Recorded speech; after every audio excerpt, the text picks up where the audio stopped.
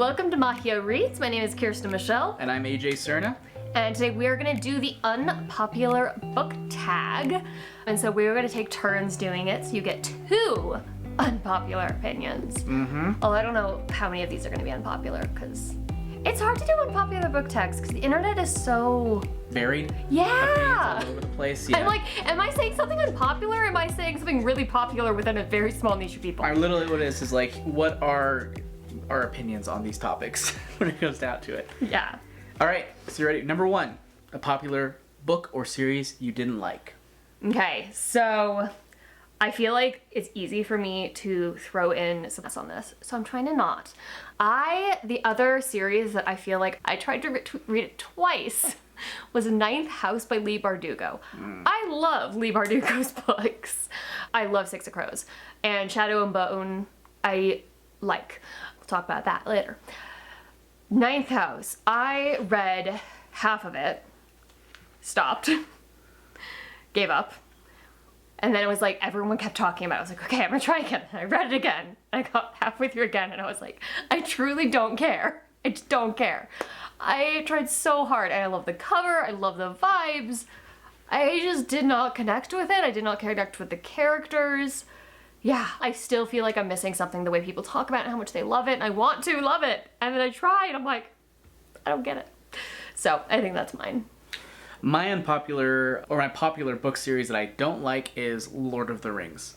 I feel like that's a given for me if you know anything about me. Our friend is like twitching watching this. Who's our friend? Jeff. Oh. His favorite series. I respect it and I respect its legacy, but from, I guess, a modern sensibility, it's a cool story, it's a cool world, but it's told in a way that is not dramatically engaging.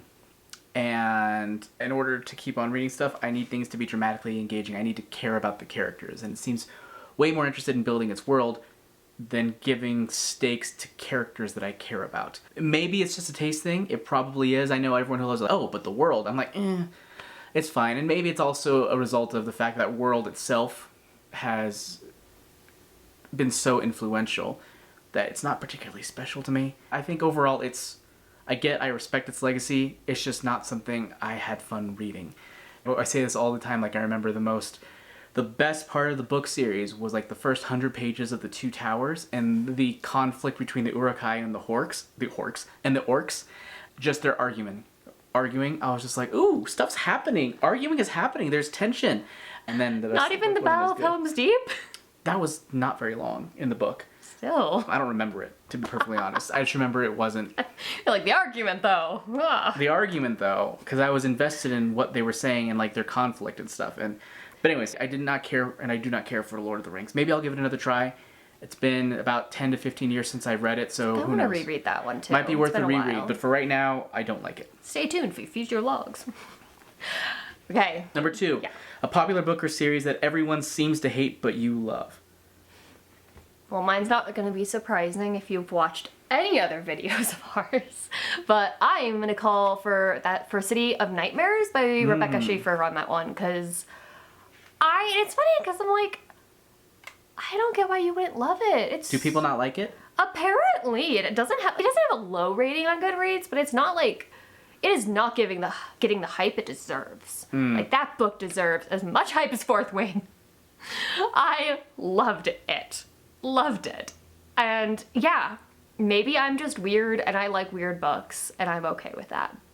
But I think that people need to be shouting on the rooftops about how amazing that book was. I'm so excited. You're gonna have to be that person. You're gonna have to be that person shouting from the rooftops. I will. I already have been. So I'm gonna go ahead and go with a weird one here. This is like a deep pull, so most of you probably don't even know what this is. It's Barrage by Kohei Hirokoshi. And Kohei Hirokoshi, for those who don't know, My Hero Academia is what he is best known for. She? I don't know if it's a male or female, to be perfectly honest. It might be female. But before that, they ran a series called Barrage, which was kind of a Prince and the Pauper type retelling. And it was a lot of fun. I love the art style. I love the feeling, the vibe of this world. And I was very disappointed. And the only reason I say like it wasn't popular is because it got canceled early.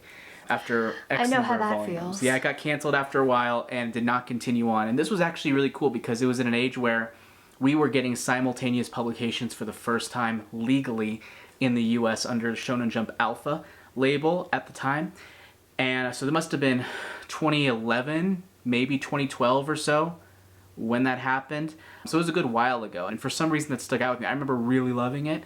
I want to revisit it at some point now, but it's a shame it did not get further. But I guess that paved the way for My Hero Academia, which is huge. So, silver lining. Number 3. A love triangle where the main character ended up with a person you did not want them to end up with, or a one true pairing that you don't like.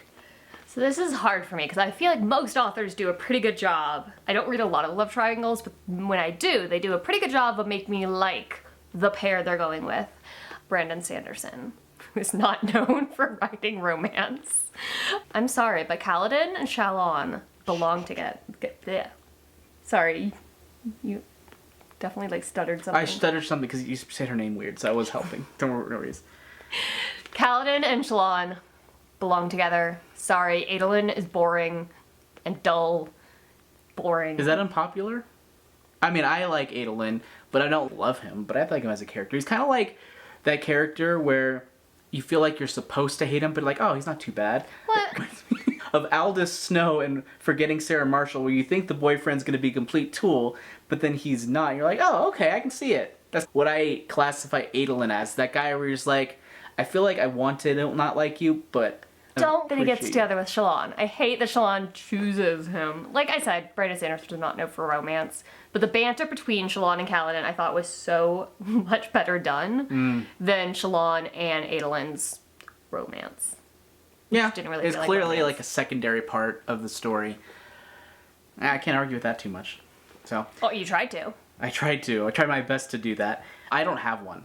I don't read books with love triangles that You much. don't read books with a romance. Yeah, so I don't think I have enough experience in this department. Or even if I have books that do have love triangles, I don't think I think about them too much. What about in our future book, Love Triangle? I don't know what you're talking. No, we're not going to talk about that, Kiersten. I'm curious. Okay. Number 4, a popular book genre that you hardly reach for. So this one is really easy for me, contemporary romance. I like romance. I love fantasy romance. I love romance in fantasy and sci-fi and all of those fun things. And I like contemporary books too. Like I read, not a lot, but a decent amount of like literary fiction. But contemporary romance is just not my cup of tea. Which is why I'm doing, later on, I will be doing an Emily Henry read for the first time. Because I feel like everyone always talks about her, and I have not read any of her books, and it's not my genre. But yeah, that's usually not what interests me. For me, mine is sci-fi. I do think, I touch on sci-fantasy a good amount, but sci-fi, not really as much, at least in the book department, not really that much.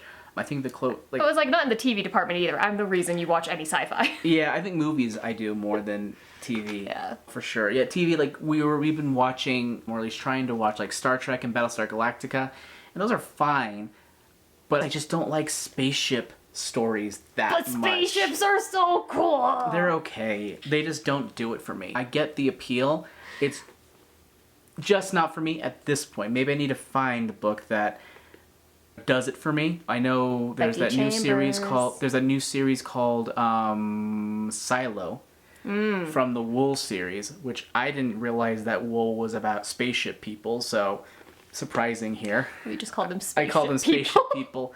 And I know we have Leviathan Wakes rather. And I'm gonna get him to read this book, which is also really good. Okay, so apparently spaceship books are in my future. I'm just going to call them spaceship books from now on.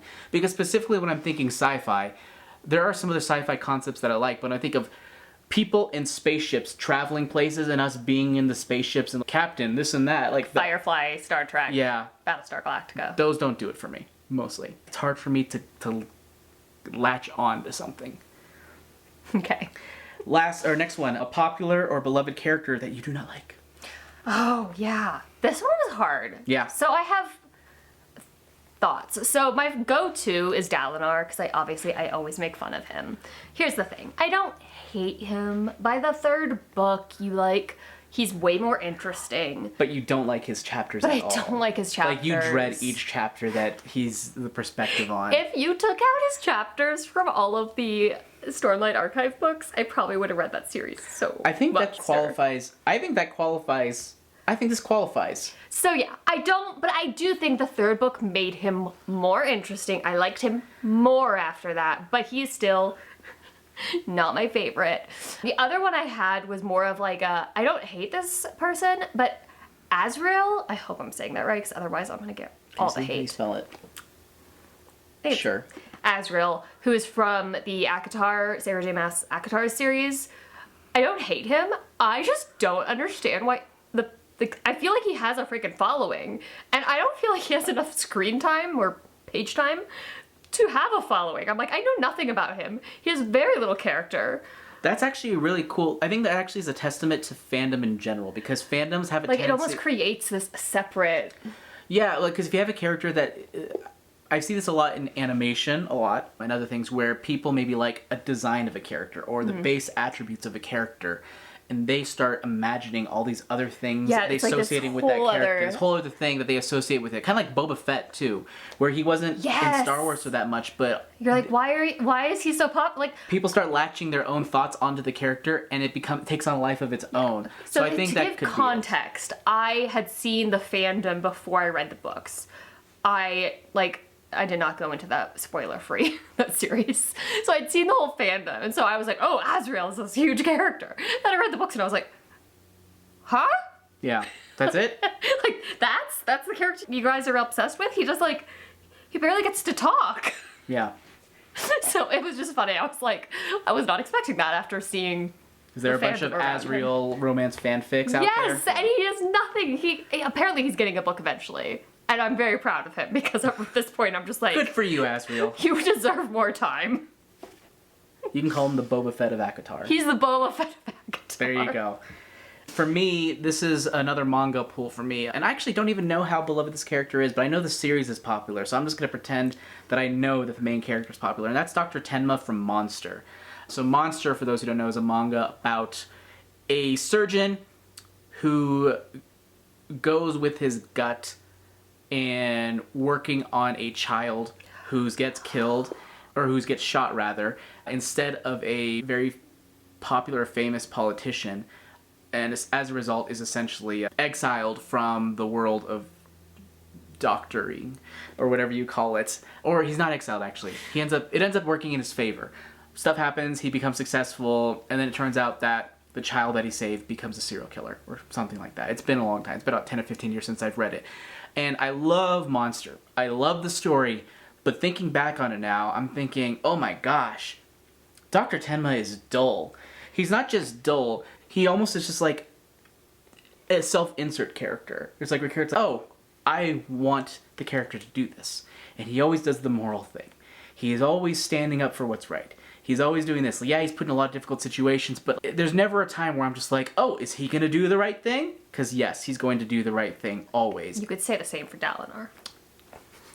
Yeah, but he came from a darker place. I know, which is why the third book makes him more interesting. Yeah. Apparently, we just don't like moral characters. I don't like moral when there's no foundation for it. And I guess maybe that's my problem with Dr. Tenma, is he's just a moral character, like, inherently. And I'm just like, boring. So, I probably should reread Monster, but kind of dull. Okay. So the next one is a popular author that you can't seem to get into. So, like I said, I'm trying not to just go straight to Sarah J. Maas, because I feel like she gets enough hate for all the love she gets. But I feel like I'm going to get a lot of hate for saying this one. Madeline Miller. Who's that? She's the one that did Song of Achilles and Circe. Oh. I don't dislike her. I read Song of Achilles, and it was fine. And then it blew up on TikTok and BookTube, and everyone talked about how it was like the best book ever. And I was like, for a second I was like, I read that book, right? I'm pretty sure I read that book. And I just didn't have the same love for it. And then Circe, I DNF'd. I'm going to read it again. I DNF'd it because I lost my library. It ran out. You had to return it. Yes, I had to return it at the library, and I just haven't gotten it again. And the fact that I ran out says something, because that means it took me over 3 weeks to read a book. It usually doesn't do that. She usually reads in like a day or two. So I like her writing. I think Song of Achilles was very beautifully done. I just am not like obsessed with her. I'm not in love with her books yet. I haven't fallen in love with any of them, and I feel like she gets a lot of praise that I feel like I'm missing out on something, because I'm like, I feel like I need to reread Song of Achilles, because I feel like I didn't read it right or something. I don't know, because I thought it was fine. Yeah. It's fair. I'm going to go with TJ Klune on this one. He breaks my heart. So the books are what is it called? House on the Cerulean Sea. House on the Cerulean Sea, and Under the Whispering Door. Under the Whispering Door. Really, I'm a fan. So House of the Cerulean, I DNF'd both of these books. House of the Cerulean Sea, I got probably about 60 to 70% of the way done. You got, It was fine. I just couldn't get into it. There were, I feel like, a lot of drawn out, repeated conversations, talking about, philosophizing about the same things over and over again. And I just got bored, so I DNF'd. I actually do want to go back to the other one. What was the other one again? Under the Whispering Door. Under the Whispering Door again. I did like that one more. But, yeah, it was just, I don't get latched onto the characters too much. There's a lot of meandering and philosophizing of stuff on repeat, and I'm like, blah, blah, blah, blah. I really like the physical books and how they look. I really like the way it's printed, and I like to hold them as I read them. That's a good time. But the books themselves are, I want the option in the future to try to get into Klune's books again, but as of right now, I've had a hard time getting into them. Per the tag. All right, next is a popular trope that you're tired of seeing. So I don't know if it's a specific trope, but like the overpowered main character. Oh yeah, that's a trope. Okay, so this is my whole thing, especially strong It's actually female mine too, by the way. characters. Yeah, I don't like overpowered main characters. I think I read a lot more progression fantasy as well, and I think that there's a lot of, and not just overpowered, but very much like a character that makes the logical decision every time, because God forbid they make a mistake. Yeah, go ahead. Yeah. No, I don't mind the chosen one trope, all of that, but when the character is like, oh, they just become the most powerful in this skill or magic or fighting, and they just are. And like, this is one of the things I liked about Mistborn, is I feel like even though Vin could be the first one, even though Vin could be viewed as a overpowered character, you see her learn and struggle and make mistakes still. Like, she's more powerful than people, but she's not perfect. Mm-hmm. Versus there's sometimes where you're reading the book and you're just like, of course you're gonna win everything. Of course this is gonna happen. Because like literally it's like, you have more powers than anyone else combined and you're great at everything. And it's, yeah, that's not very interesting to me. Yeah, and actually, so mine is overpowered, but I'm also thinking like overly intelligent. And what I mean by that is overly competent. Overly competent. And I mean that is like a character who not just makes the right decision every time, but makes the decision as though they are trying to combat the reader. And being like, oh, I gotta think through this. I gotta think through this. I gotta make sure I do this exact right thing in this moment in time. Because I know a lot of readers can very much be the people who are like, oh, why isn't this character doing this specific thing that I'm thinking of? His author's coming out. I'm thinking of this specific thing at this specific moment. And I know there's a lot of viewers who do that for shows as well. There's a lot of books who people do that as well. It's annoying. But then I come to characters, and a lot of it progression fantasy, where they are making those. And it almost seems like either a response to readers or the writers who are thinking not in terms of character, but more in terms of the system and the cool thing and stuff. And it just makes it, while it's fun to read, admittedly, I enjoy progression fantasy. It's fun to read, but it's not fun to read for characters sometimes. It's more about just like, oh, leveling up to this next level, getting to this next thing. And it's fun, like I said, but it gets tiring when you read it again and again. A popular series that you have no interest in reading. Kiersten? I went with the easy one with this. Crescent City. I'm not a big urban fantasy person to begin with. Sarah J. Maas's books have never, like, really I mean, you've read, like, 2 of their series. Yeah, I was like, I've read all of Akhtar and the first 3 of Throne of Glass. That's a good shot. That's a good shot. I couldn't do it. And so Crescent City, I have no interest in. It's not my preferred genre to begin with. And I don't think Sarah J. Maas is for me. I don't mind ACOTAR. I'm probably going to continue to read ACOTAR. But I keep seeing all these people, you have to read Crescent City because it's a part of the world, and you have to read all of them. And I'm like, do you? Because I'm not gonna. Yeah. For me, I think it's another progression fantasy type thing. He Who Fights with Monsters is very popular. I like the name of that. It's a cool name. And I don't know if it's lit RPG or progression fantasy. The thing that I'm not sure, the one thing I don't like, it has to do with format. It's a Royal Road, meaning a Royal Road story. And what that means is it's essentially just written chapter by chapter and posted. And then the books are essentially compiled and into a book, or the chapters are compiled into a book. So essentially the chapters just cut off whenever. There's no really rhyme or reason to when the first book ends, the second book ends. And it's just a really long story. And right now I think they have 10 books that are like 1,000 pages each. And I'm just like, that's too many words. That's too many words. That's too much for me. It's all about format, and I'm not sure it's structured in a way where I'm like, it's not going to be satisfying to me. I'm very old-fashioned. I like my stories to have a beginning, middle, and end. Ironic considering I've been reading One Piece since 2002, but I really like my stories to feel structured, like, oh, this was a satisfying read. Oh, this felt really good, as opposed to just go, go, go, go, go, go, go, and just kind of a progressive upturn in maybe the skills that they learn and all that. Maybe some arcs here and there, but it's just made to keep going forever. And maybe I'm wrong about He Who Fights with Monsters. I'm totally open to hearing that I'm wrong about that, but that's one of the reasons. Why I don't like MMORPGs, where it's just going until you finish. There's no sense of completion there. This doesn't feel like I'm getting anywhere. It's also the reason I don't like The Walking Dead, because it's just going until you die. It's just like surviving until you don't. There's a lot of shows you don't like. You prefer the very serialized with an arc overarching. Yeah. Yeah. So yeah, that's a little bit about why I don't like that. Or why I'm not interested in reading it. Maybe you can convince me otherwise and say, no, read He Who Fights with Monsters because X, Y, and Z. Let me know how stupid I am and why I should read it. Maybe that could be a fun vlog, who knows? Or at least a fun video.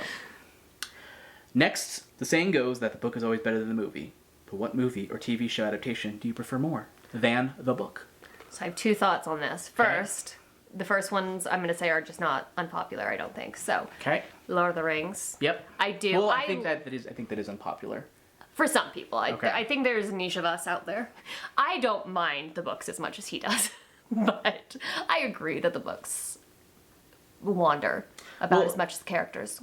Yeah, if I could just piggyback on that, that's my answer, is Lord of the Rings, because Peter Jackson, I guess, and Philippa Boyens and Fran Walsh, the filmmakers and the writers, they did a great job of taking the essence of what is Lord of the Rings, a story, and injecting dramatic tension, like Frodo not waiting 50 years to leave the Shire, or him not walking around like it's no big deal after he gets stabbed by the blade from the Nazgul. Various other things. Everything has a ticking clock. Things are moving. Things are dramatic. Like the Lord of the Rings books are beautifully written. They remind me, I'm going to say this, they remind me of Charles Dickens, where beautiful, I love reading the words and just floating along in that magical language, but the actual story is... I like the story. I just don't like how it's told. It's not. The story is so sparse. Yeah. It takes a lot to get there. So I like the movies. Mm-hmm. The other one is Shadow and Bone. I have not finished the second season, but I'm going to say this. I read the second book and then I never finished the series. I need to. I have heard the third book is better. I've heard the second book was the weakest because the second book just turned me off. And I didn't like the first one that much. I think the show did such a better job, especially in the Six of Crows crew and having that go back and forth, because I just didn't think there was enough there with Alita Starkov's character and her plot. Mm-hmm. That first book just felt so thin. Yeah. So I like the show because I feel like the show feels much more... Like it's trying? I'm just kidding. I haven't read Shadow and Bone, so I can't fleshed out and... really depth. My other thing I was gonna say is opposite of a popular show that we didn't like, that I prefer the books of, would be Game of Thrones. I think that is an unpopular opinion. yeah. We did not like that show. Yeah, I mean, I don't think the unpopular opinion is that the books are good, but yeah, the unpopular opinion is certainly that we don't like the show. Yeah, I was like, I loved the books. I love the first 3, and I still haven't finished book 4. I don't care about the Iron Islands that much. That was my main beef I with get that, it. yeah. But we watched so much of the show. We literally watched up until the Battle of the Bastards. We gave it episode. so long, and it took us years to Apparently get through that. those are the great episodes too, like the ones that we just finished. Like that's when apparently it goes downhill according to popular opinion. And maybe it's... I think it might be an ADHD thing for us because for me it's just hard to follow. It's hard to latch onto what the character stories are. And I don't mind the darkness. To me, you just spend 5 minutes with each character, and it's hard for me to connect with you in 5 minutes. Give me a whole episode with you, and just have that be a thing. I can get on board with that, but just so many little bits and pieces to where I'm just lost. I'm lost. I'm bored. Yeah. It's hard to tell people apart because they're all covered in mud. A bunch of generic white men. Yeah, covered in mud. That's like the hard part for me. So I'm like, every single time I watch it, I'm like, who is this person? I don't know who this person is. And I'm bad at names already. I'm very surprised that book series, that movie, the TV series became popular. Yeah. Because I guess I assumed the rest of the world had as much ADHD as I do, where I'm surprised people are like, oh, I was instantly sucked in. I'm like, by what?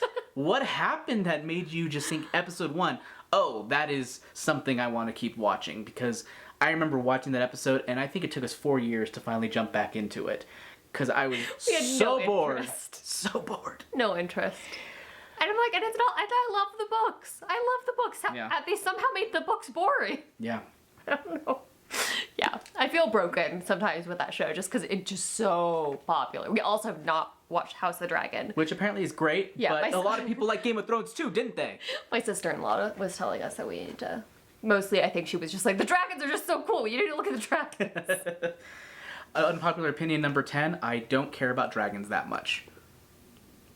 I was going to say that, but I have a book series that I'm putting together that's going to have dragons now, so... Like, dragons, they're cool, but I mean, like... I'm going to make him... overdone. I'm going to make him like dragons. They're overdone. I do think they're having a whole comeback right now. Comeback? They went away? Well... I don't think they ever went away. I don't know. I feel like after Aragon, I didn't hear about them for a while. I think they were big in the indie community a lot. See, there's my thing. Yeah. Sadly, as an indie author, I'm not very good at being in the indie community. I get all my books from the library, and it's just harder Yeah, to she get gets indie frustrated books. with me when I blow through all the Audible credits is because I get a lot of indie books on there. Also, a lot of normal books that aren't indie, but I know a lot of them are indie books as well. Yeah, he uses all our Audible credits. I get like 1 credit a year. I mean, we can buy more. That's fine. Anyways, thanks for watching. Thanks for listening. Please argue with us in the comments. I want to hear what your opinions are. What opinions did we have that were actually popular? And which ones are unpopular? Change our mind. Yeah, let us know. And thank you so much for watching. We'll see you all in the next video. Bye. Bye-bye.